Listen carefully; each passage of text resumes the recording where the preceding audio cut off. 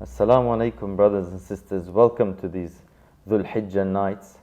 As we've entered the blessed days of Dhul Hijjah and the pilgrims have gathered around the house of Allah subhanahu wa ta'ala, we thought to make the most of this opportunity and increase our acts of worship, as the Prophet ﷺ has said that actions in these 10 days and 10 nights are the most beloved to Allah subhanahu wa ta'ala. And the Quran also says, وَلَيَالٍ عَشْرٍ, by the 10 blessed nights. We thought of in these 10 nights to delve into the ocean of Surah al-Hajj. We have with us Shaykh Yusuf Riyas, who will be sharing with us some of the tafsir, classical and modern. Myself, Dr. Sadiq Ansari. And also, as we are gathered in the house of Allah subhanahu wa ta'ala here, Beytullah, and the pilgrims around the house of Allah subhanahu wa ta'ala, Beytullah, and we're speaking about a surah that talks about the Hajj, Beytullah, it's most appropriate that our Imam in between us, Imam Beytullah, also recites to us the first page of Surah al-Hajj. Tafaddal, Imam Beytullah. Thank you. Assalamu alaikum. أعوذ بالله من الشيطان الرجيم. بسم الله الرحمن الرحيم. يا أيها الناس اتقوا ربكم إن زلزلة الساعة شيء عظيم يوم ترونها تذهل كل مرضعة عما أرضعت وتضع كل ذات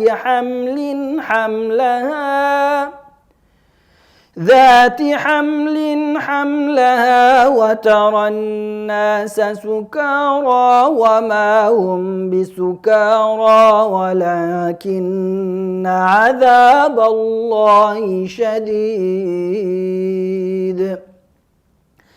ومن الناس من يجادل في الله بغير علم ويتبع كل شيطان مريد كتب عليه أنه من تولاه فأنه يضله ويهديه إلى عذاب السعير يا أيها الناس إن كنتم في ريب من البعث فإنا خلقناكم من تراب ثم من نطفة ثم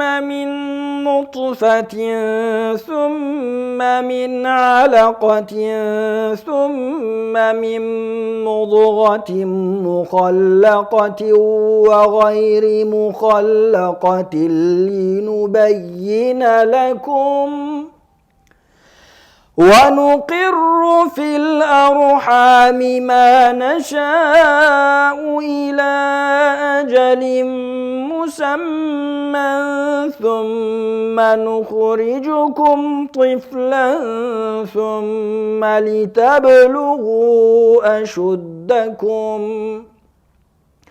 ومنكم من يتوفى ومنكم من يرد إلى أرذل العمر لكي لا يعلم من بعد علم شيئا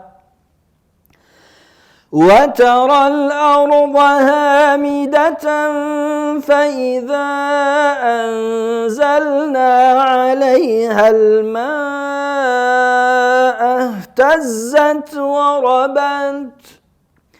وربت وأنبتت من كل زوج بهيج صدق الله العظيم.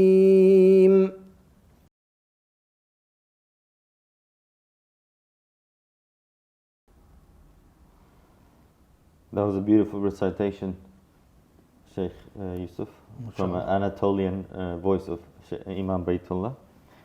Perhaps we can begin with the translation, and then we also commence with the commentary. In the name of Allah, the All-Merciful, the All-Compassionate. O humankind, keep from disobedience to your Lord in reverence for Him and piety, and get under His protection. Never forget that the violent convulsion of the last hour is an awesome thing. I'm reading a translation by Ali Unal, which has a bit more of an expanded translation.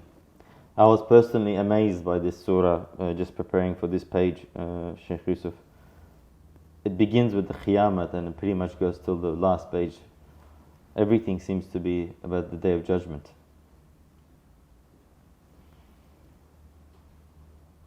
It instills that sense of concern for the hereafter. Some say that one of the aims is to cultivate taqwa, the idea of being conscious of Allah and being conscious of how it is that we choose our actions, knowing that we're in the presence of Allah Tabaraka wa Ta'ala. And no doubt that this is one of those chapters of the Quran that instills that reality of the unseen within our hearts very clearly and ties it into our everyday living and the things that we see in life and what we have experienced as human beings. Yeah, and I love the imagery that it paints. It begins straight away, the zalzala of the Sa'ah. And I'll read the next verse as well. It's perhaps one of the most unique pictures of the final moments or the Day of Judgment. The second verse continues. On the day when you all see it, every suckling mother will utterly forsake her infant in dread, and every pregnant female will cast off her burden.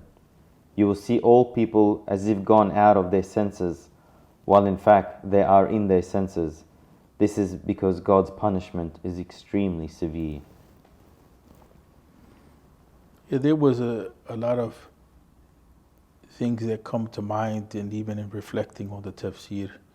One of the things that Dr. Ruqayya al-Alwani does in her explanation of this, or her reflection on this surah, is that she breaks up the different sections into groups pretty much. So ayat 1 and 2 in this surah are combined together. And so the reality of the hour is made manifest. But one of the things that we can reflect on is that we learn from prophetic teachings is that one of the manifestations of the mercy of Allah Tabaraka wa Ta'ala is that relationship between the mother and the child. So that mercy here is removed, and the dreadfulness of the hour is made present, so that even what manifests as compassion and mercy in the world, which is the love of a mother for her child, it's not even a concern. Each person is concerned with themselves. Also, one of the things that we can reflect on is that the cycle of life itself comes to an end. You know, because the cycle of life here, especially when we talk about biological reproduction of the human being, you know, it has very much to do with the mother giving birth. The other issue is that the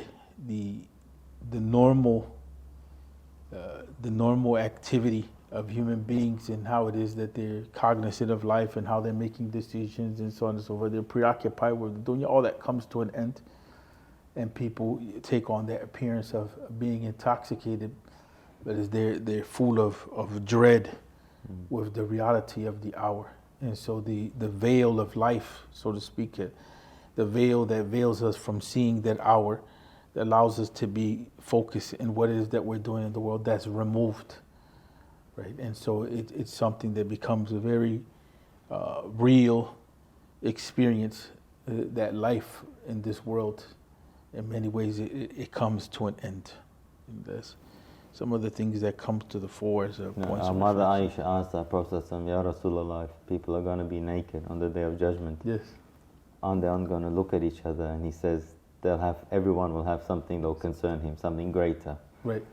And according to some, I think this picture of a suckling mother abandoning her child, this must be before the Day of Judgment, because you have a suckling mother, whereas on the Day of Judgment, everyone's raised up at a particular age and so on. So in a way, what you're saying, it's very terrifying, the imagery, but it's not even the full day of judgment. Right. It's just the beginning of it. One thing I remember I was asked by someone when I was studying, he said, this word, كُلُّ مُرْضِعَةٍ, every suckling mother. Now in Arabic, why is there a ta marbuta, an extra feminine ta? And it makes you pause and think, because normally in Arabic, as we know, in our current times we have a lot of discussions on gender, but words have feminine and masculine. And if a word, however, is something that only women do, like even the next word, ذات حمل, like a pregnant woman, the word doesn't need a feminine ta marbuta because it's only something that a female does anyway. So we don't say hamila for a lady, we just say hamil. But here the word murdi'a, every suckling mother, why does it have a ta marbuta? This friend of mine asked, and I said, what's the answer? And he said, he read it in Fakhruddin al-Razi's tafsir, that it means here, while in a state of suckling. So it's not just, when she's carrying it, while she's giving her own child milk, in that moment when the shaking begins, she'll abandon the child. So it's even really more terrifying. And one of the things that's very interesting when we look at the ilm al-munasabat, the relationship between the ayat one to another, and the relationship between the beginning of one surah with the surah that came before, and so on and so forth, is that this surah comes in the middle of Surah al-Anbiya and Mu'minun. And so when you look at the relationship of Anbiya and Surah al-Taha, there's this mentioning of death coming, and then Surah al-Anbiya picks up on that theme. It's just like the hour is going to present itself. And then what we find in Surah al-Hajj, it is this reality of the description of the hour. It's like it's arrived. Yeah, it's like it's arrived. And the psychological state of human beings is being made known. Prior to, there's this idea of putting it off, is not real. Of course, we're not saying that the people of belief have that, but there's this sense of ghafla, that it doesn't feel like it's real in the moment. Even when death strikes, a lot of times we're left with kind of being disoriented, like what just happened, even though we know that death is going to come and so on and so forth. And there's this loss, but the idea of that continuity between the chapters of the Quran is important, and it feeds this point of imagery that you're seeing. Yeah. And I think that that's very important to teach Iman, and for us to have a relationship with the unseen. It's one thing to read books of Aqidah that they explicate things on, the books of belief and creed, they explicate things kind of in a rational way, and what points are to be believed in. But the Quran, it does bring this imagery in, and it connects these points of belief to what we see on the everyday, to what we don't see, so that we are always going between what is seen to the unseen. And then that belief in the unseen here, like belief in the power of the hour, it takes us to ask ourselves, to question ourselves, what is the quality and the nature of our life? And one of the things that comes up that's very important is that in Surah al-Hajj is bringing up that the importance of doing those deeds which will grant us success.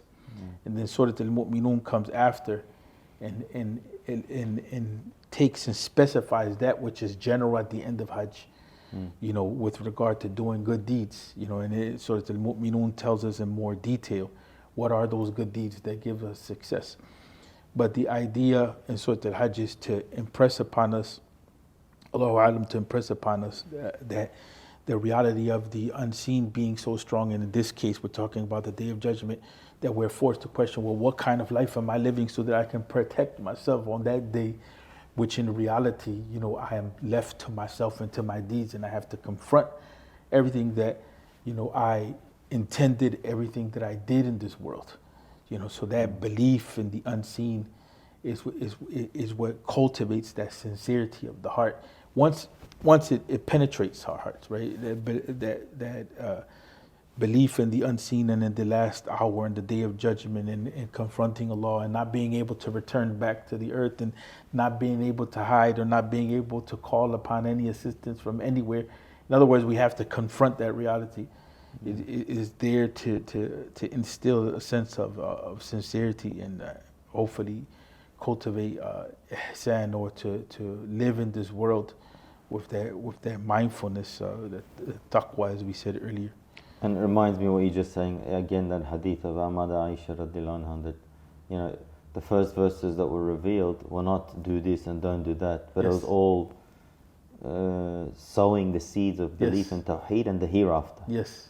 As the Sahaba were brought up in the years of the Meccan period, filled with the imagery, imagination of the hereafter, vivid images like this, then the fruits, the akhlaqi fruits, when the Quran said, stop this, do this, it was as if, you know, it was nothing for them, it was very easy. So for us, you know, often we have so many stimuli coming our way these days with our smartphones. How much of that stimuli is related to the unseen, to the hereafter? I guess that's why we need to read Quran constantly, or at least these images, because all these transient things are just filling our stimuli capacity, but the more permanent things aren't. So, and you know, one scholar said that one thing that's more beautiful than Jannah is the descriptions of Jannah in the Quran. The Quran describes in such a beautiful way. It's almost like someone has recorded it and coming and playing it to you in a beautiful way. And then the voice and the music going together with that, if we can use the term music, I mean the sounds of the letters. Especially this one, وَتَرَى النَّاسَ سُكَارَى وَمَا هُمْ بِسُكَارَى وَلَكِنَّ عَذَابَ اللَّهِ شَدِيد. Yeah, I had one of my teachers that talked about that. He talked about Tasawwur al-Qur'ani. Some had said that there was this idea of Tasawwur al-Fanni, the artistic, you know, expression of the Quran, of things. So he was saying it's more appropriate to say Tasawwur al-Qur'ani, how it is that the Quran portrays issues and gets us to think about it. But also, in those who really deal with tajweed, and they attach the tajweed to the meaning of the Quran. They talk about, at times, the types of letters that are used to talk about these types of events. They're not letters that are necessarily easy to pronounce. They're a little more rough. They're a little more hard. And so that aspect that you're saying, that, you know, of course, you know, we don't describe the Quran as being musical, but from a human perspective, there's that angle of reaching the meaning, you know, and part of reaching the meaning or attaining to the meaning of what we're talking about is to use that metaphor like that. So the music is not light. It's something that's hard. It's a little harsh. Yeah. And again, the qalqala at the end of the verse, shadid. Yeah. You feel it. You feel it. Zalzala. The word even makes you feel like it's shaking. Right. Sorry, you were saying something? The importance of separating Quran from the tradition or from the writings of the ulama. A lot of times, we forget that traditional, like books in Aqidah, they serve a specific type of purpose. Yeah. Right, and that's important to remember the purposes for which they're written, and they have their aims and objectives. But there's nothing to replace, this way that the Quran is teaching us Iman. That's right. This is revelation teaching us, and it's speaking to the human being at every level. Yeah. It's not just one level. It's speaking to the human being at every level. And with all the purposes, beautiful purposes combined. The other day, you and I were discussing that these Aqidah texts, they're very beneficial, but the whole genre has a specific goal, right, which is, to distinguish between correct belief or to list it, like you said, in bullet point form. Right. But the Quran's aims are way beyond than just listing the beliefs. It's a Tasawwur al-Qur'ani you mentioned, right, to infuse that thought into you. Let's continue. Verse number 3, so we only have 5 verses, so verse number 3. Among people there are such as dispute about God without any true knowledge and follow every corrupt, rebellious and mischievous Satan. It is decreed about him, Satan, that whoever takes him for a guardian, surely he leads them astray and guides him to the punishment of the blaze.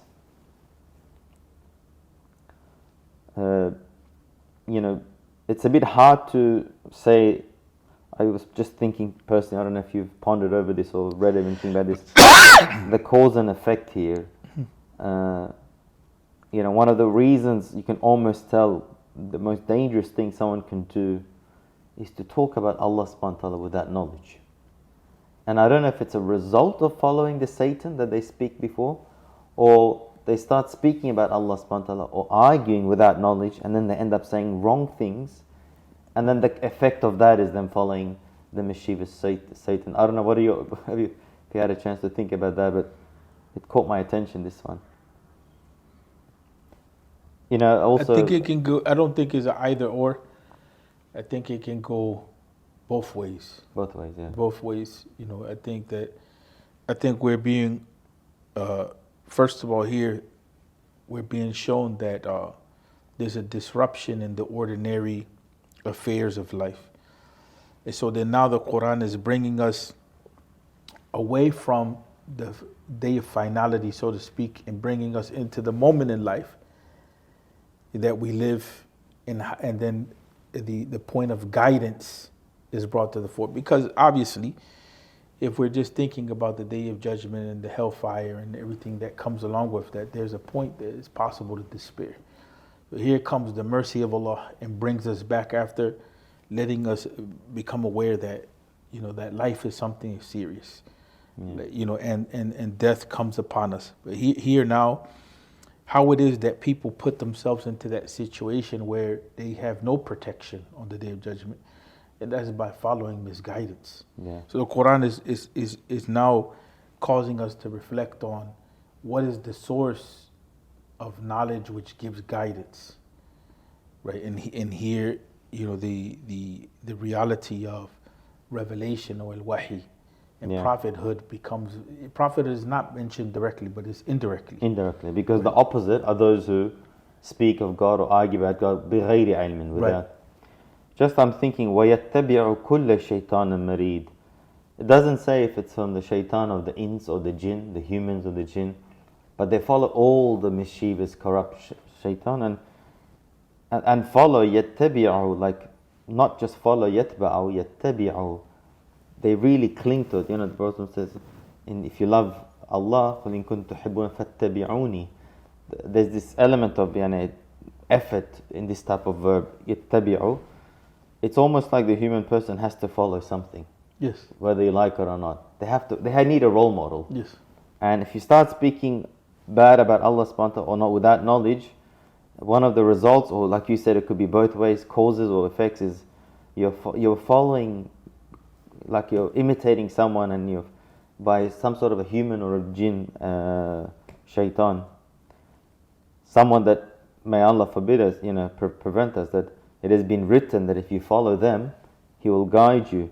Yudillu wa yahdi. It's interesting, it says yudillu wa yahdi. He misguides, yes. but then he guides, but it's using the word guide. Can you pause on that and reflect on that a little bit, because it is an interesting play. Misguidance and guidance are brought together in the context of misguidance itself. That's right. I mean, what comes to my mind is, it has been written that whoever tawallahu, takes him as a person to follow, فَإِنَّهُ يُضِلُّهُ وَيَهْدِيهِ إِلَى عَذَابِ السَّعِيرِ. Then that Satan misguides him, and then guides him. Yeah, it's a bit of misguides him, but guides him to the burning. It's like when the Quran says, فَبَشِّرْهُمْ بِعَذَابٍ أَلِيمٍ. Give him the glad tidings of a painful punishment. It's using that glad tidings almost like if I can say, a divine satirical way that even makes the punishment look worse, because when you're expecting to hear glad tidings, something good, it gives something even worse. So when it says guides him, but then إِلَى عَذَابِ السَّعِيرِ, it's even more terrifying. And it appears that here, that on the day of judgment they shall be made aware of their confusion, almost like, how did I get here? That sense of intoxication becomes clear, that step by step they were being taken to their own destruction. And if we contemplate on the word guidance, is a person, if they think that they're being guided, is not thinking that they're on the wrong path. They're thinking that they're on the right path. Yeah. But then it's made clear to them that they were on the wrong path on the day of judgment. And then the Quran is coming back to the point of talking about ignorance itself. You know what I'm saying? How ignorance, in here we can say how ignorance, it has layers or veils upon allowing a person to see clearly. You know what I'm saying? Summun bukmun. You know, that type of idea that they become engulfed in darkness and ignorance, and then the light is made clear to them on the day of judgment as to what it was that was the case. But the emphasis is being also indirectly put on the fact that Allah Tabarak wa Ta'ala is not describing this, you know, as a hopeless situation. No, the Prophet ﷺ was sent as a guide to take the person step by step to Allah Tabarak wa Ta'ala. The book could have been revealed to every person, but the model of the Prophet Muhammad ﷺ was given to us. You know, and so here, you know, is the opposite description is being shown. Yeah, your words just inspired me with something like, he is so misguided, this person, that what he presumes is guidance in this world. So his conscience, he's so misguided that even his conscience usually tells him good things, but the good things that what he sees as hidayah, perhaps that could be one of the wisdoms Allah subhanahu wa ta'ala uses this word, yahdi, that itself leads to the hellfire. You know, sometimes people are arguing about God without knowledge, and they might be thinking they're doing a religiously right thing, but that argument itself is what caused them to misguidance. Just how we're going with time, I'm really enjoying this, by the way, Shaykh Yusuf. We're at 36 minutes after the hour. Tamam, inshallah. Maybe I'll move to the verse number 5 if you didn't have anything to say. O humankind, if you're in doubt about the resurrection, consider that we created you from earth in the beginning while there was nothing of your existence as humankind, and the material origin of every one of you is earth. Then we have created you from a drop of seminal fluid, then from a clot clinging to the womb wall, then from a chew of lump in part shaped and in part not shaped, and differentiated and undifferentiated. And so do we clarify for you the reality of the resurrection. And we cause what we will to come into the world to rest in the wombs for an appointed term. Then we bring you out as dependent infants. Then we provide what is necessary and appropriate so that you may attain your age of full strength. Among you some are caused to die during this period of growth and afterwards, and some are kept back to the most miserable state of old age, ceasing to know anything after once having known some things. As another proof for the resurrection and a sign to comprehend it, you see earth dry and lifeless, and suddenly we send down the known blessed water on it, and it stirs and swells and grows every pleasant pair of vegetation. So straight away the Quran challenges people that if you're in any doubt about the hereafter, it gives 2, or perhaps you might say 3 examples that we're all familiar with. Yes. Our own origins coming from nothing. Yes. From a little nutfa, from dirt it says, then it says thumma. And it's that very strong Quranic argument. It's almost like it mirrors that verse in Surah Baqarah, وَإِن كُنْتُمْ فِي رَيْبٍ مِّمَّا, if you're in doubt over what we've revealed to our servant, فَأْتُوا بِسُورَةٍ, you know, it's almost like tahaddi here. Allah's challenging them, but there's no tahaddi here. It's just saying 2 examples that if we created you the first time, then obviously from nothing, which is usually hara, then creating you the second time from the ajb dhanab, according to some hadith, will definitely be much more easier. Well, one of the things that we know that has been clarified for us by the scholars of Quran and Islam in general, or Islamic sciences, and even more specifically the ulama of Aqidah, or the scholars that study Islamic creed, is that in the time of before the revelation of the Quran, and even during the Quran's revelation, there was a group that didn't believe in the resurrection. They didn't believe in the resurrection, and so here the point is being emphasized to the community in the Hijaz, or in what is called the Arabian Peninsula, that okay, this point about the resurrection, let's address your doubt. You know, let's clarify this doubt that you have, and let's see if your doubt is sustainable. It's amazing the way that the cycle of life is presented here. All of life is presented here. Yeah. You know, from the birth of the human being, you know, the first thing that we're introduced to is this idea of the birth of the human being. The end of life with the day of judgment, and then the birth of the human being, and then we're brought back to reflect upon that reality again. Even before the birth, Yes. all these stages. Yes, all these stages are coming in, and there's, when you talked about the issue of the way that at times the Quran draws on gender, here it is drawing on the origin of the human being, and one of the constants is the reality of male-female dynamics and how that relationship between the male and the female is what gives birth to life. If we're looking at things that, you know, at a phenomenal, you know, causal, in a causal way, right? But Allah Tabaraka wa Ta'ala is reminding us that Allah is the one that sets this process in motion. And Allah is the one that sustains it and calls it to account. But what comes to the fore is that the reality of resurrection should be a point that is as certain to us as the reality of life and death. Of course, in that generation, in that time period when the Quran was being revealed, the details of this were not clearly manifest and known. This is something like Ustad Saeed Nursi talks about how the Quran refreshes itself to speak to every time period. This speaks to us very clearly in this time period in a way that in the past they couldn't even understand.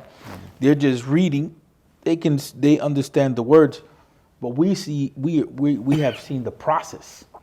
You know, technology has allowed us to see this process unfold. And the whole thing, even when we start talking about you know, the clot that's created and uncreated, you know, this point about the process of development, that we're seeing ourselves as human beings, how we go through these stages where we're just flesh. And even in this society, there's massive debates about when does life begin.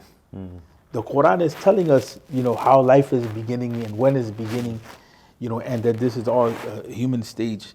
So the human stages that we go through. So as well, the Quran is telling us it's not just on the biological level. It is also on the level of the ruh. It's also on the level of the soul, how we're going to come back, right? And to be brought back to Allah, where our origin lies. And so the issue of, again, of how a point of the unseen is being tied into the seen, so that the doubt that we may have with regard to that is clear, because this is where we get shaky on as human beings. And obviously some people, they may be doubting this reality of resurrection, reality of the meaning of life. This is a very purposeful life that is being presented to us. And the universe here, in summary, you know, because remember that these are processes that go beyond you and I. We only live to a certain amount of time. But these are processes which encompass the individual and the group and humanity as a whole.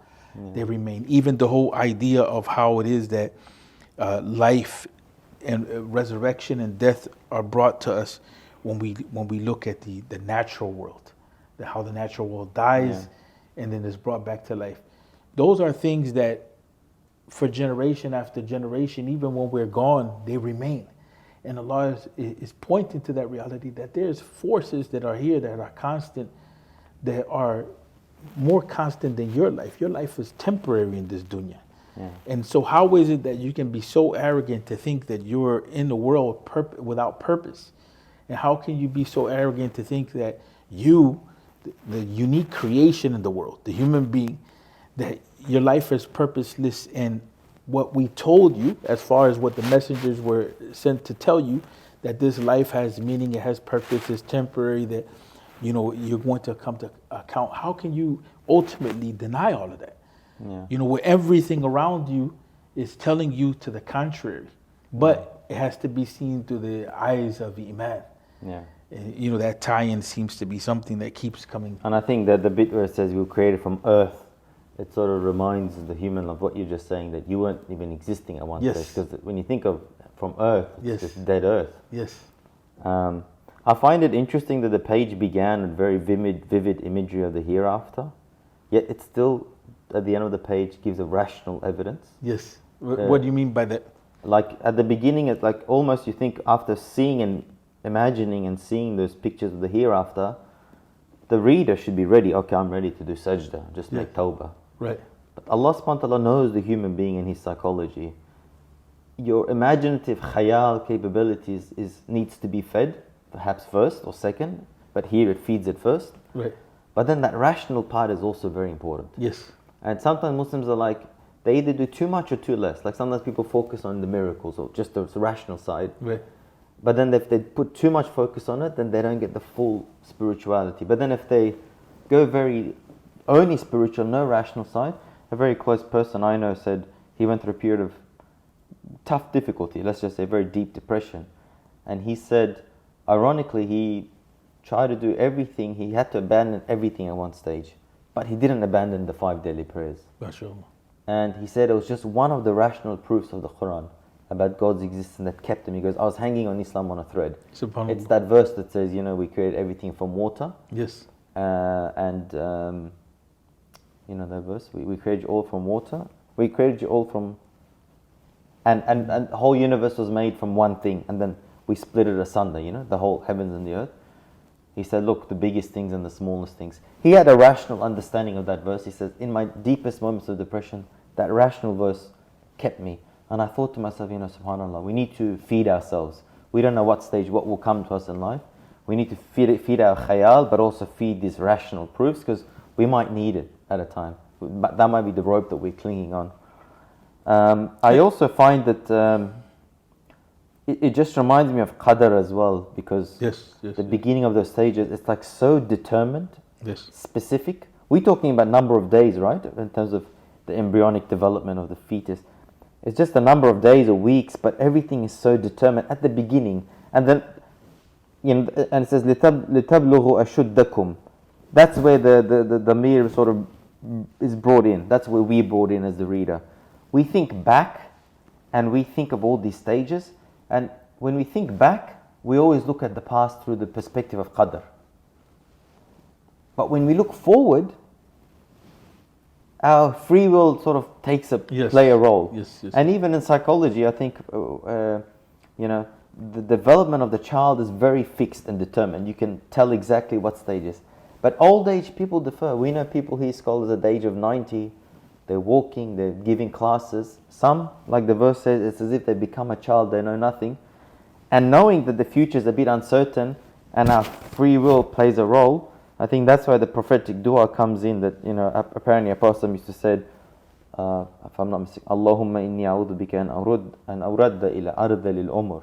I seek refuge in you, O Allah, to be returned to the most radil of the life stages, and may Allah prevent us. So it's as if qadr is always a bit more backward looking. Although future is also in Allah's hands, because He's the one that takes the life, but it's a little bit more uncertain, it's a bit more vague. And then it comes back to the water analogy as well. All these analogies, like you said before, Shaykh Yusuf, these Quranic analogies always stay with human beings. You don't need to have access to a special subscription or a special scientific magazine. These are human things that everyone sees. Right? Most of the Quranic analogies are things that everyone sees: the sun, the moon, the water. But particularly the Arabians, to see a desert life. I've seen some documentaries that literally one rain brings that earth back to life. SubhanAllah. It's the biggest sign of the hereafter for me personally. If a rain can do that to dead sand, imagine what a whole resurrection can do. One of the things too that comes up, it was staying with me as you were talking, and I was kind of holding on to that point, is that you were talking about the appeal to the imagery and the appeal to reason, but also the whole idea of fear and hope is being played out here. You know what I mean? And there's just no way, there's no, how should I say, there's no other source that presents belief in this way. You know what I'm saying? It just has its way of presenting belief, but it does require reflection. It doesn't manifest itself just at face value. It does require some reflection. How do you see fear and hope being played out here? That, you know, initially, you know, it starts out with something that's fearful, and then we're giving the sense of hope towards the end. By the time we reach the fifth ayah, about what we can do, to work with life, and how, in many ways, the Quran is boxing us in. It's like telling you the future of your affair, of how this is going to play out. And this is a process which is going to encompass everyone. It's not personal against you. It's not, some sort of a vendetta against you as an individual. But you as an individual, how you can work through this reality of life and what all of humanity has to encounter and take responsibility for. You as an individual, you can, if you turn to Allah, then the reality of what that means, which is goodness, and it becomes more clear when you start looking at the surah as a whole.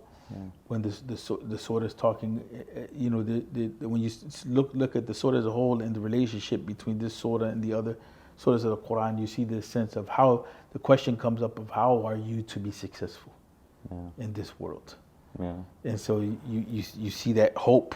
I really like that thing you said at the very beginning, that the sign of mercy that's with a mother and a child, even that's not going to be existent on those terrifying moments. So you're right, that it starts with fear, but then it goes back speaking about that womb anyway. Yes. So not explicitly, but implicitly it's saying that Allah's there watching you, but also His rahmah is there from the beginning. Right. You've been brought up in a very delicate way. If it wasn't for that rahmah, and so rahmah has brought you till now. So you're right, because I was thinking, where is the hope in this? Where is the rahmah?